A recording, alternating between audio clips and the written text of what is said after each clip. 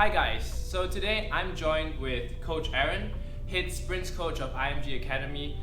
Coach Aaron, could you introduce a bit about your coaching experience? Definitely. Thanks, Garrett. Been coaching for about 15 years now. I've had the blessing of coaching many different levels.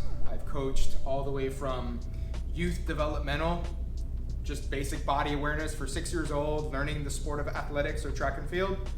And I've coached high school, I've coached collegiate, in the NCAA system, working at many different universities across the United States, some really good experiences with some great programs in the NCAA system, and some great coaches, so I'm very blessed for that.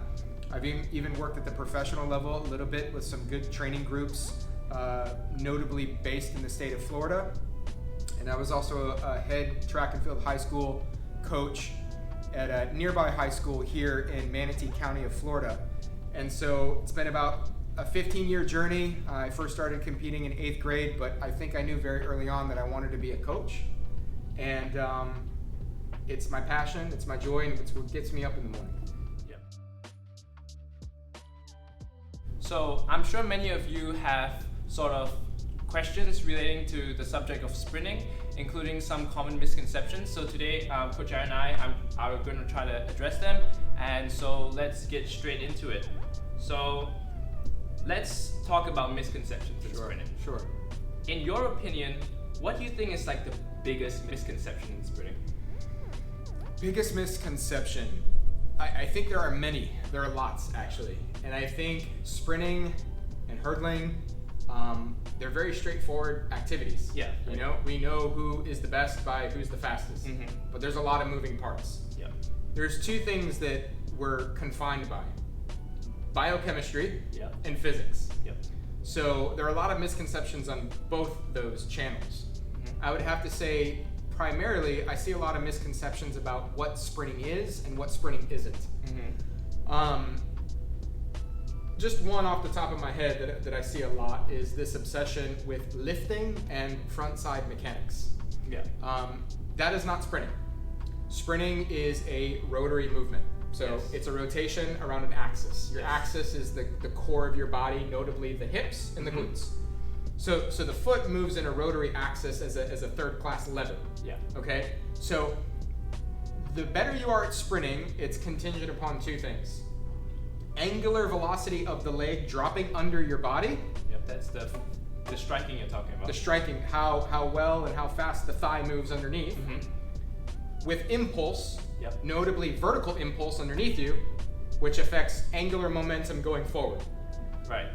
I say all that to say that sprinting is not lifting. Sprinting is everything is down. Down movements. Downward movements.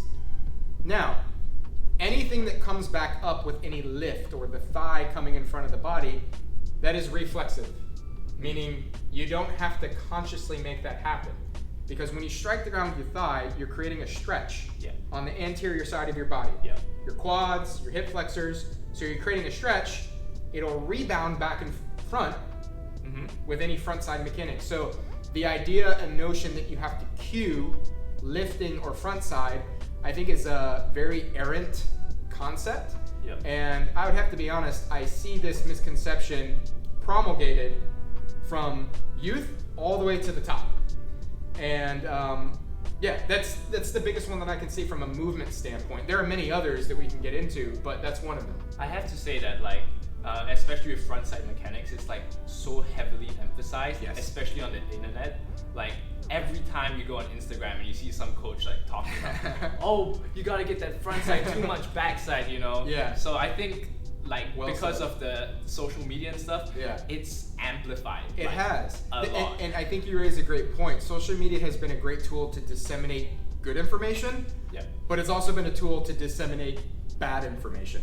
And I think if you think of a lot of people, you know, I grew up with the internet in the early age, and you know, a lot of my friends and mentors are a little bit older than I am, and they didn't have the opportunity of the internet at all. So information was very scarce.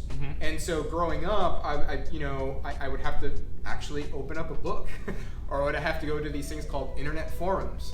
And there was a famous one by a famous Canadian coach who has since passed, His name is Charlie Francis, and he had a very awesome internet forum on his own website that a lot of people would be involved in. But yes, I see that a lot. I see that a lot. And on that point, Garrett, with this front side obsession, everything is contingent upon body position. The body position affects the movement, and the movement affects the body position. So if you're a coach or you're an athlete and you're thinking, oh, I need to look a certain way, that's a major error because it's cause and effect. If you see someone a snapshot in time and you try to emulate that movement or that position, you're no longer focusing on the movement or the force or the application thereof. You're focusing on an after effect. Yeah. Right? And that's a major error in many cases. Yeah. Okay, so another very common misconception that even I had before coming here is staying low at the start. What do you have to say about staying low at the start? Yeah, it's to me, I always, even beyond athletics or track and field, I always say, okay, what does that mean? Tell me what that means. And I think people speak in a lot of phrasal, short things, like they don't really know what it means. The problem is with the whole idea of staying low, what that means practically for many people is bending over at the waist. So if you throw your shoulders over and you're bent at the waist, what you're doing inevitably, this will happen, it's physics, you're gonna start striking out in front, okay? So even in the start, from the front pad, you have to require a lot of great vertical impulse. Yeah. It's a ratio of horizontal and vertical force vectors, but you need to push through your body's alignment. Yeah. So if you see some of the greats, I challenge you, look at the greats. Look at Usain Bolt coming out of the blocks. Look at Carl Lewis coming out of the blocks. Carmelita Jeter, Shelley-Ann Fraser-Price, Elaine Thompson, the list goes on. They are not staying low, okay? They're pushing into their body position right from the front pedal. And if you're not, you're striking out in front, which is a braking action. You're no longer pushing, you're no longer accelerating, you're braking and tumbling. So staying low, it's just not practical and it really doesn't have any meaning. It's just a phrase. Yeah. So it's much better to push up through the shoulders than to try to stay low and really just drive with your bent over at your Well, you can't drive if your waist is bent. If you're bent over at the waist, you're no longer driving. You're just kind of tumbling forward. Yeah. Again, you're trying to achieve some optic, and you're not actually focused on the movement and the intention of the movement. So push up is a cue, and that's something you and I have been working on a lot. And it's starting to click for you because you're understanding, okay, if I'm bent over at the waist, I'm stepping out in front, I'm braking, my hips are flat, I'm not creating any oscillations or undulations. You have to make that happen from the blocks, from zero step, from the front pedal. Yeah. And so, that's very important. Yeah. Okay. So you've already addressed front side mechanics, but do you think having a higher knee upon having a higher knee when running is useful in any way? It's a it depends answer. Here's the problem with that. The more space you create between your foot and the ground, in theory, you can apply more force. Yeah. That doesn't mean it translates to effective sprinting. We're dealing with angular momentum of the thigh dropping underneath yourself. Yeah. The best sprinters have rhythm and timing.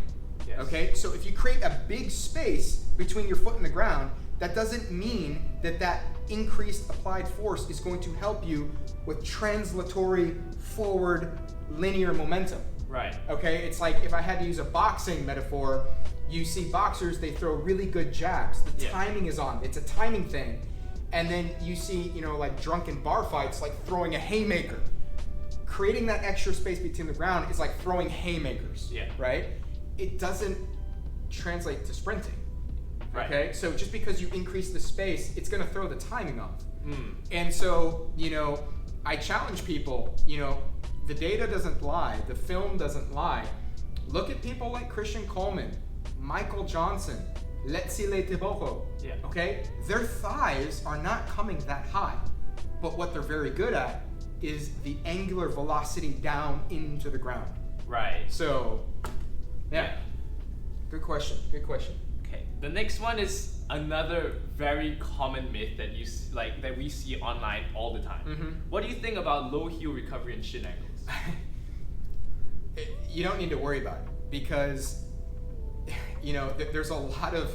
I point to a famous video where there was very high heel recovery of the foot. It's he's actually the current USA the main USA track and field relay coach.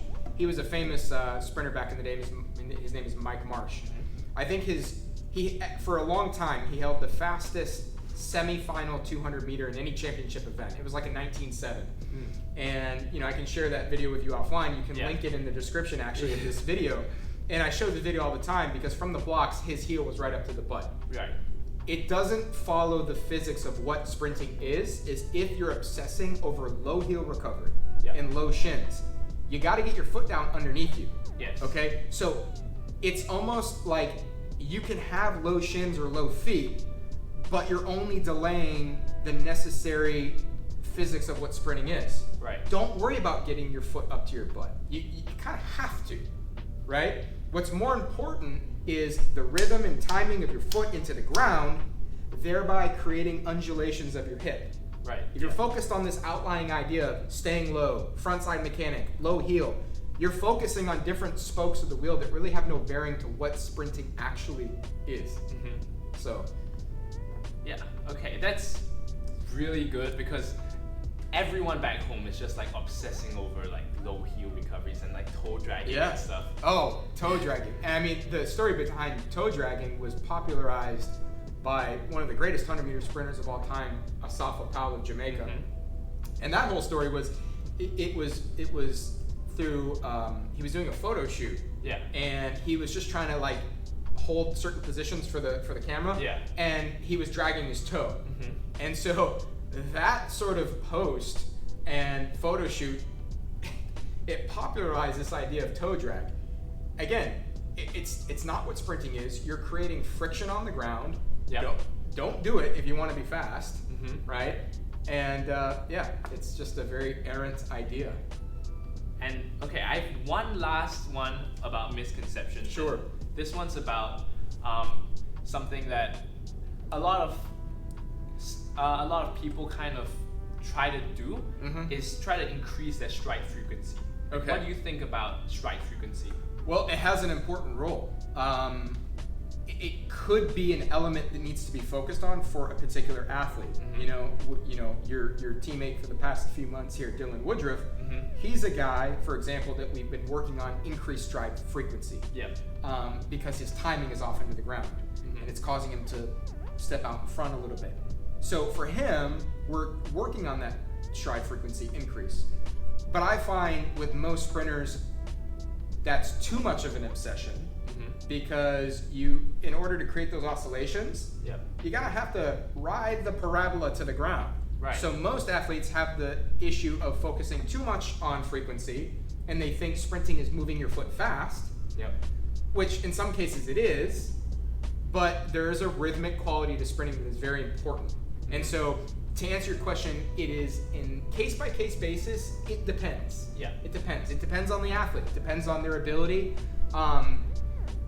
Yeah, so, I mean, you've said this many times in training. The two things in sprinting, displacement, mm-hmm. and displacement and rhythm. Right? Yes. Those are the two most important things in sprinting. So, especially in acceleration. How would you improve one's displacement and one's frequency? Yeah, so with the displacement factor, that is a lot that's contingent upon strength qualities, especially elastic strength. Yeah. So a good remedy is a lot of plyometric stuff, mm-hmm. right? Because if you're moving your feet fast and you're coming through 10 meters at 8, 9, 10 steps, you're not displacing. Yeah. Displacement means to move one object from one place to another. In this case, it's your body. In this case, it's linear, okay? So we're dealing with issues of energy distribution, right? So if you're moving your feet fast, you may feel fast, but are you actually going anywhere? Mm-hmm. So a big remedy to that is general strength in the weight room, certainly. Plyometric strength and ability. Yep. So that's one component that's very important in acceleration, and also specific work. Yeah. The king of sprinting is sprinting. Yeah. And working on that work specifically.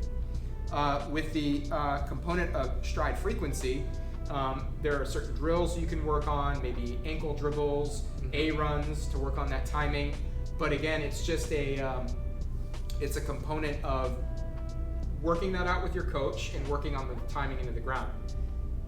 I will recommend, many people call them wickets, I call them mini hurdles.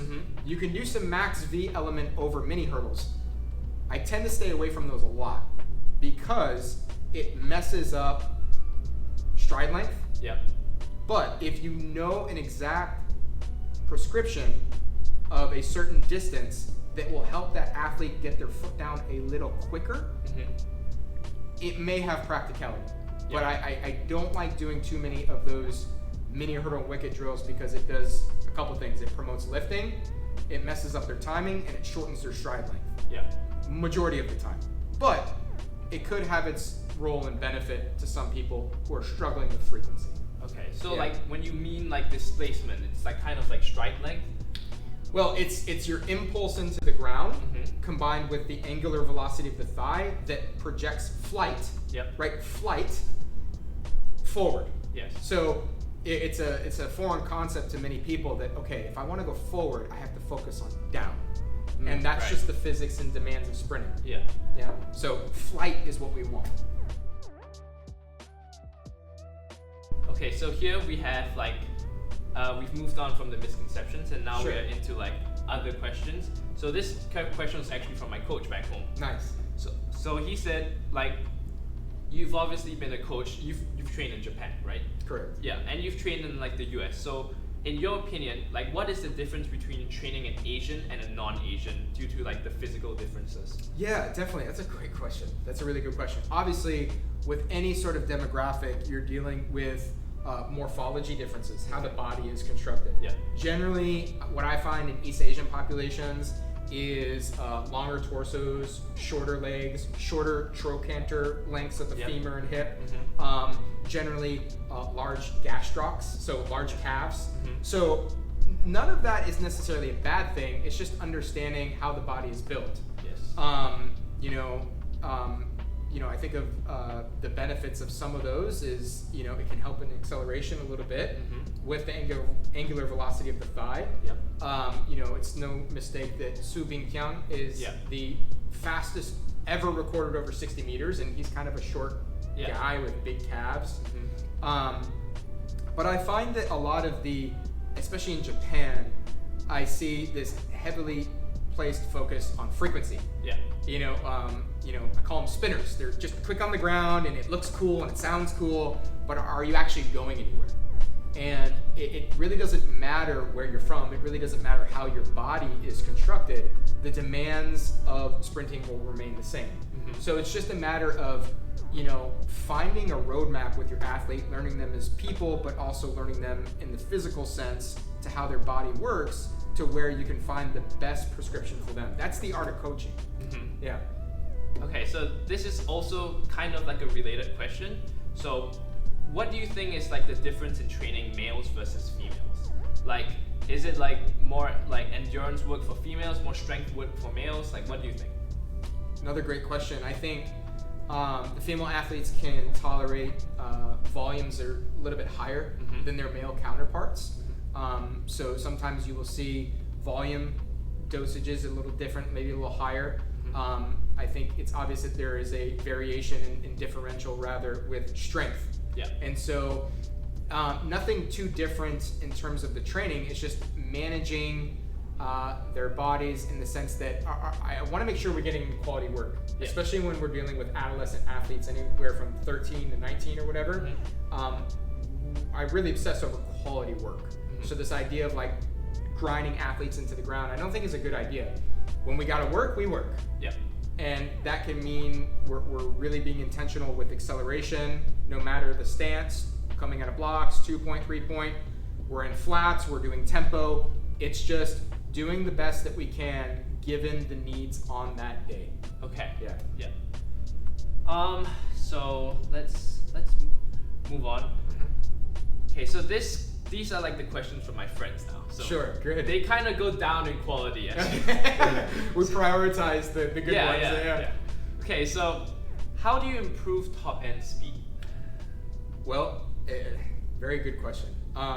So what you do down the track, let's use the 100 meters as an example. What you're doing from 30 meters on, the goal of sprinting is to build to a maximal velocity and maintain.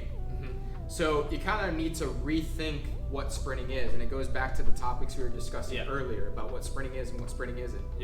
There is a big focus on expenditure in sprinting. So what does that mean? How you distribute your energy, right? So if you want to be a person that just gas to 30 meters, okay, good luck, because you really only have enough fuel for about 60% of the race. So a big component is energy distribution. That's why creating undulations and oscillations at the start are going to help you further down the track. So the goal is, how do we reach max velocity later in the race and maintain? I share with my athletes all the time, Carl Lewis in 1991 in the Tokyo World Championship Finals, this idea that he had a bad start. It's nonsense, because what he's doing is he's building to a greater velocity than anyone in the field, but he's doing so later in the race and he's maintaining better. So what does that look like? Well, he wins the race. There's like this speed vortex at the end, but it seemingly looks like he has a bad start. It's nonsense. He has a good start. Okay, because he's patterning his distribution better. And so that's what I would say to patterning to max velocity is, it's a result of what you do in acceleration. That's why acceleration, there's so much of an emphasis that we should place on acceleration. It's not just spinning your wheels, getting to some random point at the track first. It's how you're moving through that time or that random point in the track. It's how you're moving through it, not what split you're getting through first. And then there's a big component of the mechanics of max velocity. You need to strike underneath yourself, maintain that vertical impulse, stay relaxed, and stay elastic. Yeah, definitely. Relaxation is king. Tension is death. So restricts range of motion. We don't want to be short. We want to be fluid. Okay, so this is kind of a question that I also had. How should you be breathing in a race? So let's work from 100? Let's work from 100, 200, and 400. Okay, so the 100 is highly anaerobic in nature. So oxygen doesn't really play a role in terms of an energy supply. So I promote taking upwards of only 3-4 breaths in the 100. So something that we'll do apart from when you leave, but we'll say in communication is breath work with a rhythmic race model. So I'm a big proponent of taking a deep diaphragmal hold in set, and then as you're pushing through 20, 30 meters, there's a nice smooth exhale, hold, take that through maybe 50 meters, another breath, hold, and by that time we're getting really close to the end. So it's just a controlled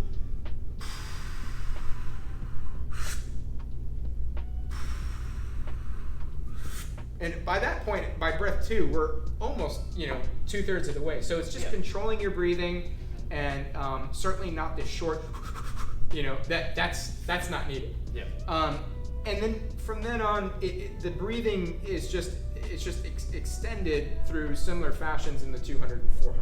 You know what I mean? It's not anything you need to put a huge conscious effort on unless there's any major errors. But it's just a matter of controlling your breath and being relaxed and fluid as the race goes on. Okay, so breathing can help with relaxation. If Absolutely. Yeah. If you're tight everywhere. If you're holding your breath and you're like a tea kettle about to burst, no, just breathe, relax, and stay. So it's an end of the spectrum thing. Don't hold your breath and be tense, but don't take short, choppy breaths either. So somewhere in the middle. Okay, so this next question is about competition. Okay. So when you're running during a competition, what should you be focusing on? Should you be focusing on your form, or should you be focusing on something else? It's a good question. I think competition is kind of think of it as a metaphor of like a play, right? So you can use, in theater, dress rehearsals are like important, right? Because they kind of determine the final act. Yes. And if we think of major competitions as the final act, you're only as good as your dress rehearsals, right? So competition's not the time to induce or introduce rather anything new or novel. Yep. You're just the result of your training. And this is a concept that can terrify people or it can give calm assurance to people.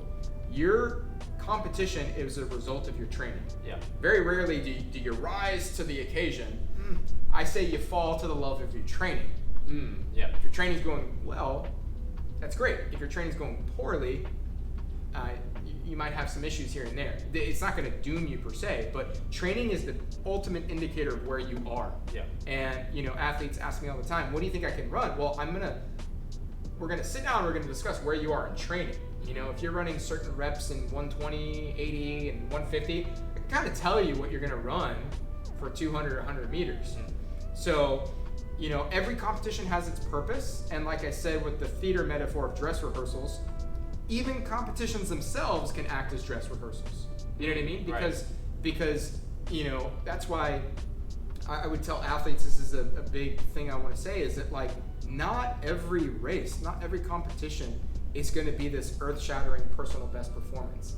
It's not the way the sport works. Yeah. When you're young, your growth curve is through the roof. Yeah. But at a certain point, you're going to flatline a little bit. And so that's when it's very important as the athlete to collaborate with your coach and kind of decide, okay, what's the focal point of this competition? And so that's what I would say. Yeah. Okay. So like, just to clarify, so like in a competition, you shouldn't be like focusing on, I need to I need to do this. You should just like relax your mind, trust your training, and just like run it. Yeah, it's well said. I think competition's the time when the mind needs to be calmed, and as cliche as it sounds, you need to just do.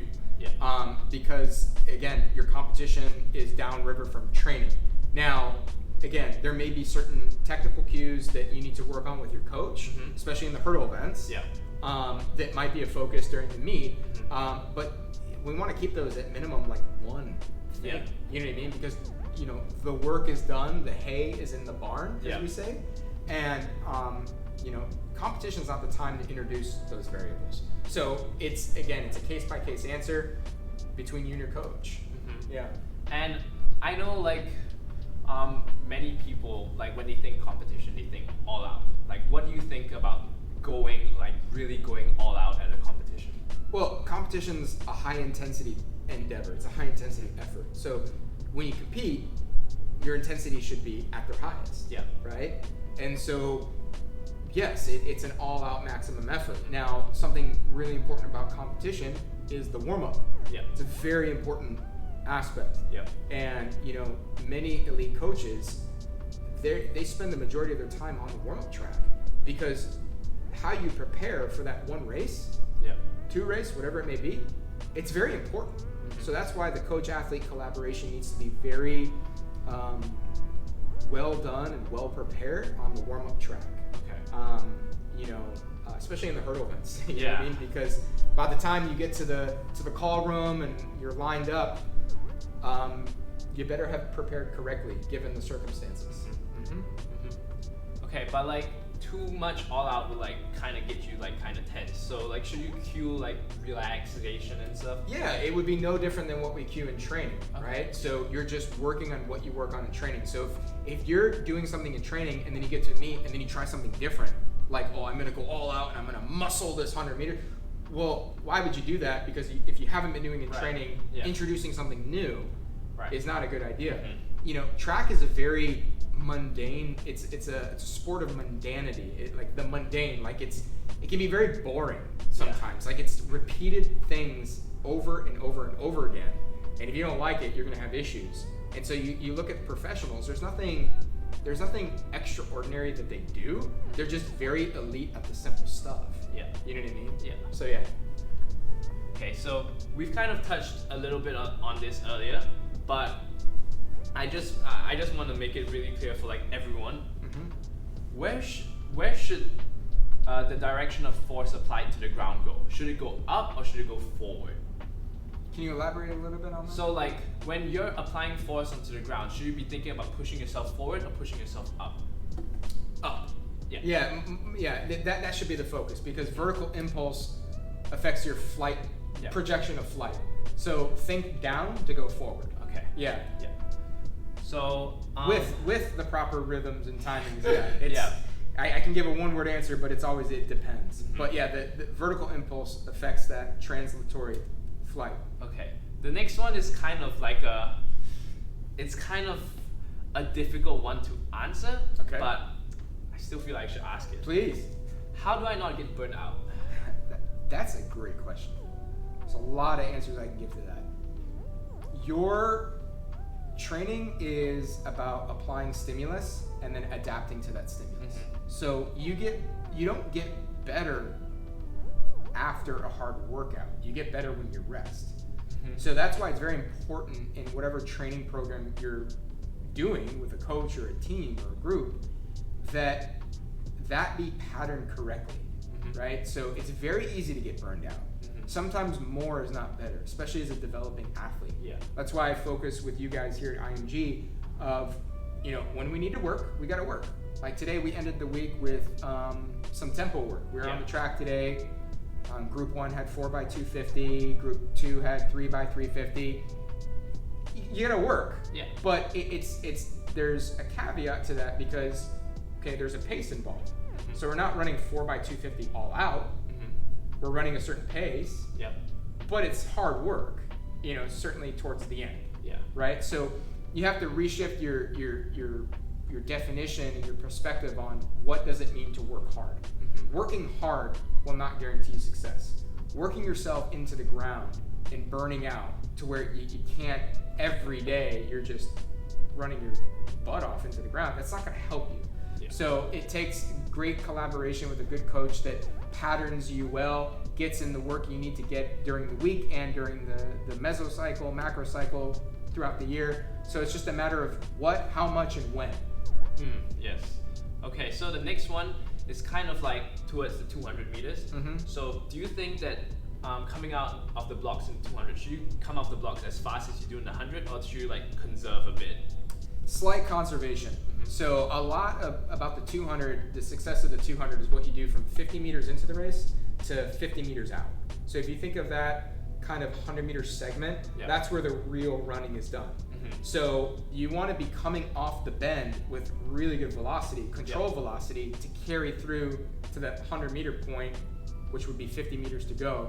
So if you're thinking about like that, you have to, it's like taking the ideals of the expenditure of the 100 and just stretching it out, right? Yeah. If you want to come off the bend, if you want to race and get to the straightaway first, okay, but what do you have left? Yeah. So it's a matter of patterning things out, and like I said, the real running is done from 50 meters in to 50 meters out. Okay.